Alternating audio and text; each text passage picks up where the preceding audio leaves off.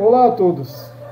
Neste post, quero lembrar que em outra oportunidade havia comentado sobre a possibilidade de podermos sugerir pautas, para o novo governo do senhor Jair Bolsonaro. E para quem não lembra, vamos continuar opinando, pautando aquilo que é correto, buscando pautar os bons costumes, vamos sugerir e cobrar o cumprimento das promessas de campanha, dos programas apresentados pelo governo. Então, eu gostaria de começar pelo começo. Eu acredito que, primeiramente, todas as coisas devem ser pautadas pelos bons exemplos, não é isso? É claro que o Brasil, a gente sabe, tem muitas prioridades. E tem muita pressa em muitas temáticas, mas nada como dar o bom exemplo. Agora, que exemplo nós queremos e esperamos de nossos governantes? Pois bem, sabemos que segurança, saúde e emprego são pautas fundamentais para tentarmos aí recolocar o Brasil novamente no caminho do desenvolvimento, do crescimento. Também a questão da educação, do ensino educacional, é uma questão urgente que precisa ser reescrita nesse país. Mas todos têm sido unânimes em apontar a questão econômica deste país como em situação caótica. E dizem que se nada for feito agora, nessa questão, corre-se um grande risco de quebrarmos o país. Eles colocam uma urgência em tantas reformas na área econômica. Tivemos no governo Temer aí a urgência da PEC do teto dos gastos, a reforma trabalhista, agora a reforma previdenciária e por aí vai. Mas por que esses senhores que falam tanto em reduzir gastos nas contas públicas e que deveriam ser os primeiros a zelar e serem responsáveis pelo dinheiro que é sugado desavergonhadamente do contribuinte, são esses mesmos senhores que de forma irresponsável fazem a farra com o dinheiro público, legislam a seus bel prazeres, criam benefícios, aumentos, cotas, mais e mais auxílios, que são incompreensíveis à mente de qualquer cidadão de bem, trabalhador, pai de família desse país, que com dificuldades de mês a mês busca ali honrar seus compromissos para poder conceder vida de reis a esses senhores do poder. Mas aí eu pergunto, por que tem que ser assim? Nós nos acostumamos tanto a conceder a vida de rei a esses senhores que não nos importamos mais? Precisa ser assim mesmo? Muito bem, a campanha do senhor Jair Bolsonaro, nosso presidente eleito, foi pautada aí com o slogan de Muda Brasil, vocês lembram, né? Certo, é isso mesmo. Nós queremos uma mudança geral neste país. Para isso elegemos e eu acredito e espero que este país mude sim, em muitos aspectos. Mas eu sinceramente gostaria muito de ver acontecer mudanças na responsabilidade dos nossos governantes com a questão que eles mesmos pregam que tem derrubado esse país. É lógico que o que a gente quer, na verdade, é que o uso do nosso dinheiro, do dinheiro público, seja de forma responsável e que comece pelo exemplo, dos ganhos daqueles que se beneficiam do cargo que ocupam. É inadmissível o amontoado de verbas e cotas e benefícios demais que essa classe política acumula para eles mesmos. Então, por que tem que ser assim, Eu queria aqui, nesse vídeo, sugerir ao senhor presidente Jair Bolsonaro, aos demais membros do governo que está sendo formado, por que não começar por eles mesmos, Comecem dando exemplo, reduzam drasticamente esses vultuosos benefícios que são concernentes ao cargo e que deixem um legado na história deste país como nunca antes. Querem deixar uma marca significativa, né? Querem deixar um exemplo memorável na história e serem lembrados como um governo que realmente fez a diferença na vida da população dessa nação. Comecem com esse exemplo, né? Há alguns dias atrás eu postei um vídeo em que havia dito que acompanhava e admirava o trabalho de um político, me referindo aqui ao trabalho do senhor senador Magno Malta.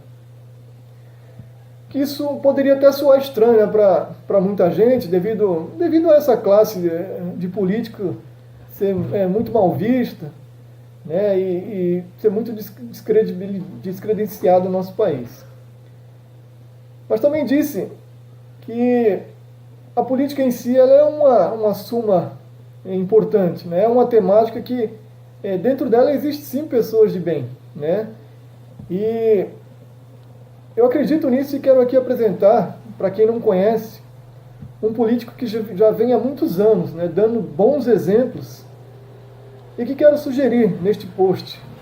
Né, é um político que não há como não admirar o seu trabalho. Eu quero dar voz neste vídeo para que vocês possam conhecê-lo e, assim quiserem, fazerem suas pesquisas, tirarem suas dúvidas. Eu quero dar voz à palavra do senhor senador José Regufe. Para quem não conhece, acompanhe. Interesse público. Isso vai aumentar o teto constitucional, vai ter aumentos em cadeia, e esse aumento é um desrespeito com o contribuinte desse país, com aquele que paga imposto nesse país. Por isso meu voto vai ser contrário, e eu gostaria que a gente fizesse uma outra discussão, a discussão para acabar com os privilégios e com as mordomias que existem nos três poderes, no judiciário, no executivo e também aqui no legislativo. Eu acho que essa seria a discussão que nós deveríamos fazer nesse momento, para dar o exemplo, para cortar na carne, para esse país, e não se pensar em aumentar salários de ministro do Supremo Tribunal Federal. Meu voto será contrário, conforme já falei em setembro, quando essa discussão começou. Muito obrigado, senhor presidente. Senhor presidente, senhoras e senhores parlamentares, eu quero falar aqui hoje dessa questão do auxílio moradia. Do auxílio moradia para juízes, que um respeitado juiz disse que recebe porque é seu direito e que tem direito de receber, do auxílio moradia para parlamentares e também das mordomias dos membros dos três poderes. Eu vi a declaração do juiz, a quem eu tenho profundo respeito, ele dizendo que isso é uma complementação salarial porque os juízes não têm aumento salarial desde o ano de 2015. Quem quer, faz, toma atitude, abre mão. E não diz que é contra e que recebe porque é seu direito, mas é contra. Quem quer, faz, toma atitude, abre mão, na prática. Eu, no meu primeiro dia aqui como senador, abri mão de uma série de coisas. Enviei uma série de ofícios formais à direção-geral dessa casa, abrindo mão de uma série de coisas, e em caráter irrevogável, nem que eu queira eu posso voltar atrás. Abri mão do auxílio moradia, mas abri mão também dos salários extras que os senadores ainda recebem, das ajudas de custo, abri mão de toda a cota para atividade parlamentar, abri mão de toda a verba indenizatória, reduzi a verba de gabinete para o pagamento de assessores do meu gabinete para menos da metade do que um senador tem direito, reduzi o número máximo de assessores no meu gabinete. Um senador pode ter até 55 assessores comissionados, eu tenho no meu gabinete apenas 9. Abre mão da cota de passagens aéreas, abre mão do carro oficial que os senadores têm direito e também da cota de gasolina que os senadores têm direito. Abre mão da aposentadoria especial de parlamentar e fiz a opção formal por continuar contribuindo para o INSS. Abre mão do plano de saúde dos senadores, que é inclusive vitalício e sem limite de despesas.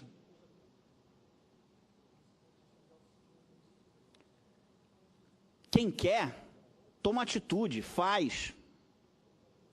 Quem quer não diz que é contra, mas que recebe porque tem direito. Então eu considero que é muito triste esse momento que a gente vive, ruim para a própria magistratura, porque isso coloca a sociedade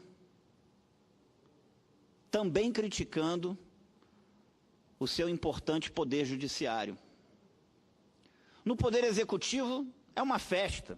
São ministros viajando de jatinho da FAB todo final de semana para passar o final de semana nos seus estados de origem. Se quer ser ministro, devia ficar em Brasília. E às vezes já indo na quinta-feira. Todo final de semana um jatinho da FAB. Cada ministro tem direito a um. Carros oficiais a rodo. Uma quantidade de funcionários comissionados nos ministérios que é um absurdo. Enquanto a França possui 4.800 cargos comissionados, os Estados Unidos inteiro 8.000, o Brasil possui mais de 23.000 só na administração direta. E aqui no parlamento também. Não existe Estado democrático de direito sem um poder legislativo forte e atuante. Mas para ele ser forte e atuante, ele não precisa ser gordo e inchado como ele é hoje. Não precisa custar o que ele custa hoje para o contribuinte brasileiro.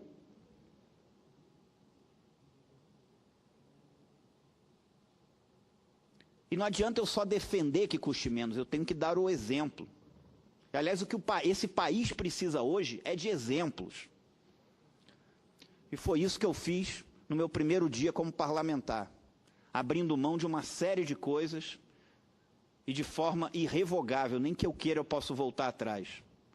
Só as economias diretas, com esses cortes que eu fiz no meu gabinete, só a economia direta do meu gabinete dá 16.700.000 reais. Só a economia direta. Sem contar a economia indireta, como encargos dos servidores não contratados, como 1/3 de férias, como gasto com saúde, do plano que eu abri mão. 16.700.000 reais de economia direta, apenas o meu gabinete. Então, quem quer, faz, toma atitude, faz na prática.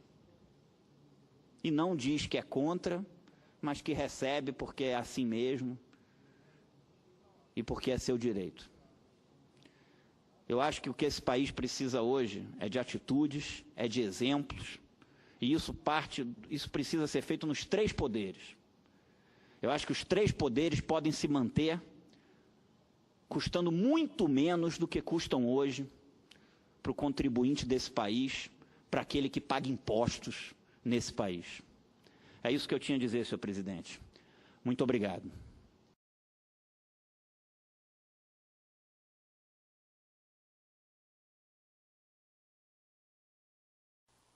Nós agradecemos à senadora Gleice e eu concedo a palavra ao próximo orador inscrito. Senhor presidente. Senhor presidente. Senhor presidente. Vossa Excelência poderia me escrever?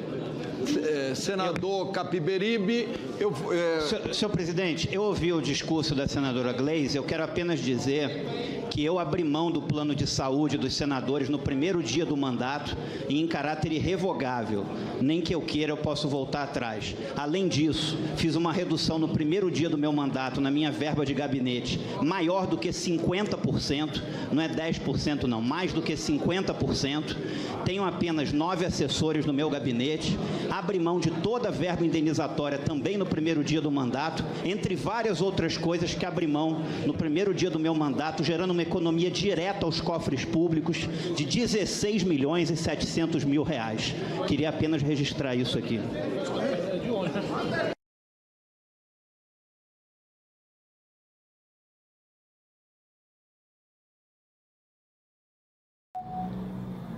Que pena que esse senhor esteja sozinho.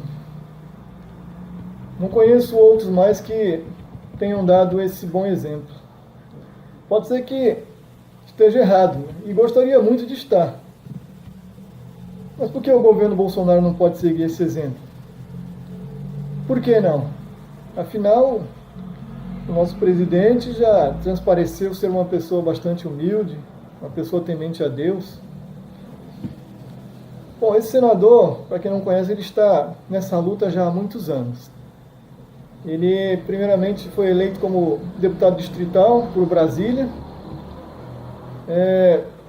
Desde o princípio, ele está com essa pauta, carregando praticamente sozinho esse exemplo na política nacional.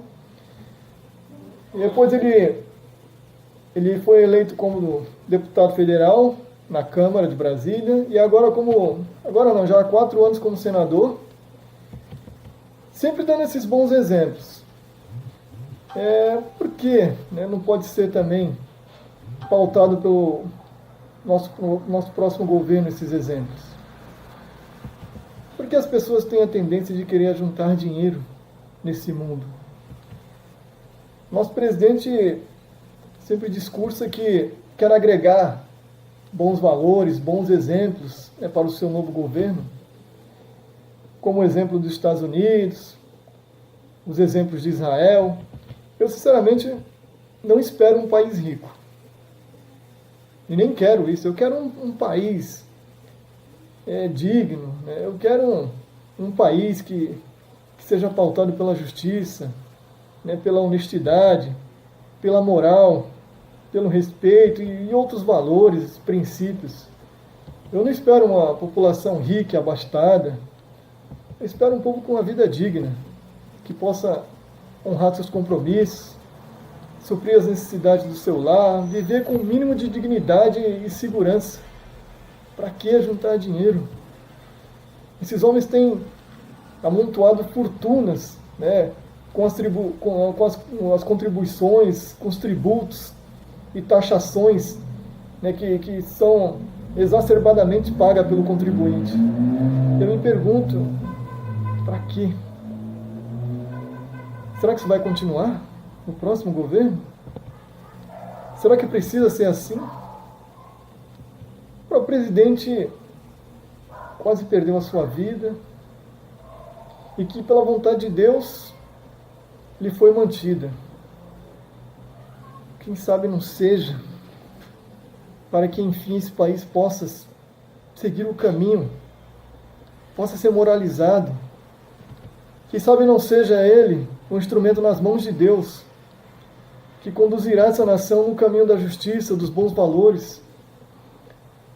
Sei que o presidente está, sim, em um bom caminho, e é esse também um excelente caminho a ser seguido.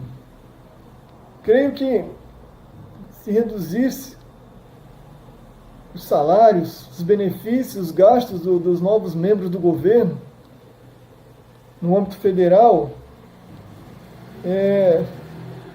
eu creio que os demais membros dos demais poderes não seguiriam esse exemplo, provavelmente não se constrangeriam a seguir, mas com certeza seria um divisor de água para o eleitor, porque o eleitor ia saber realmente quem quer servir o país ou quem quer ser servido. Tenho certeza de uma coisa: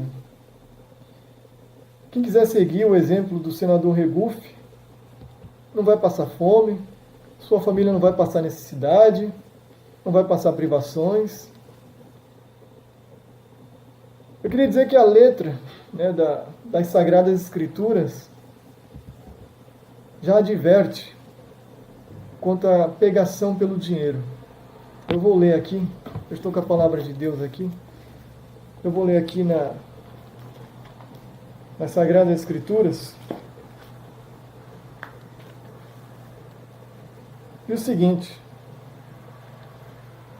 o amor ao dinheiro é a raiz de todos os males.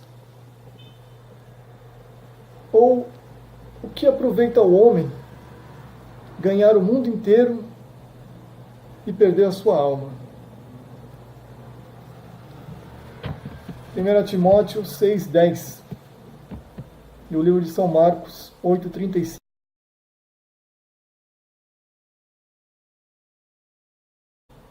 São esses os versos que acabei de ler. Para esses homens que não se cansam de se auto-beneficiarem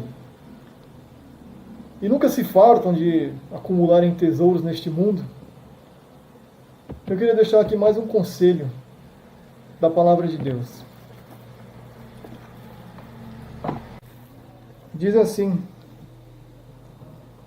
para aqueles que dizem a sua alma: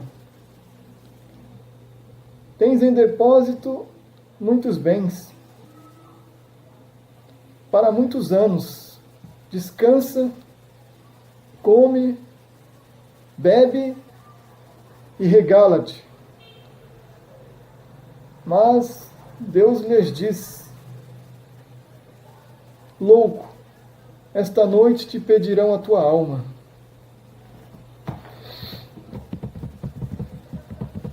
Essas palavras se encontram no livro de São Lucas, capítulo 12, 19 e 20.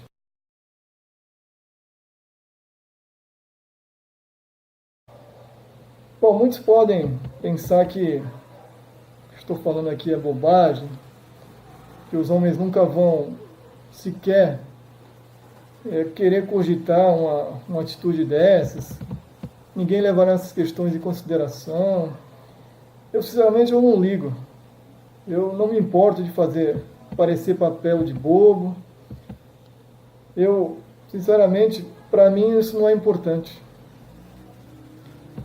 O importante para mim é deixar aqui um manifesto de testemunho por um Brasil melhor. É um testemunho de um Brasil em que a gente espera que as pessoas vivam de uma forma digna. Eu quero deixar claro que este vídeo não se configura como uma crítica, pelo contrário, se trata de uma sugestão, de um testemunho de que, pelo exemplo, se pode sim transformar esse país. O Brasil precisa começar a ser passado a limpo, precisa ser corrigido. É preciso sim moralizar a política, fazer a reforma política e demais reformas. Mas a verdadeira reforma, acredito que começa pelo exemplo. A verdadeira reforma tem que começar por cada um, por cada cidadão de bem. Eu vou finalizar com mais um verso bíblico, que é: feliz é a nação cujo Deus é o Senhor. Livro de Salmo 33, versículo 12. Compartilhe esse vídeo. Se você concorda, se inscreva no canal. E Deus acima de tudo e de todos.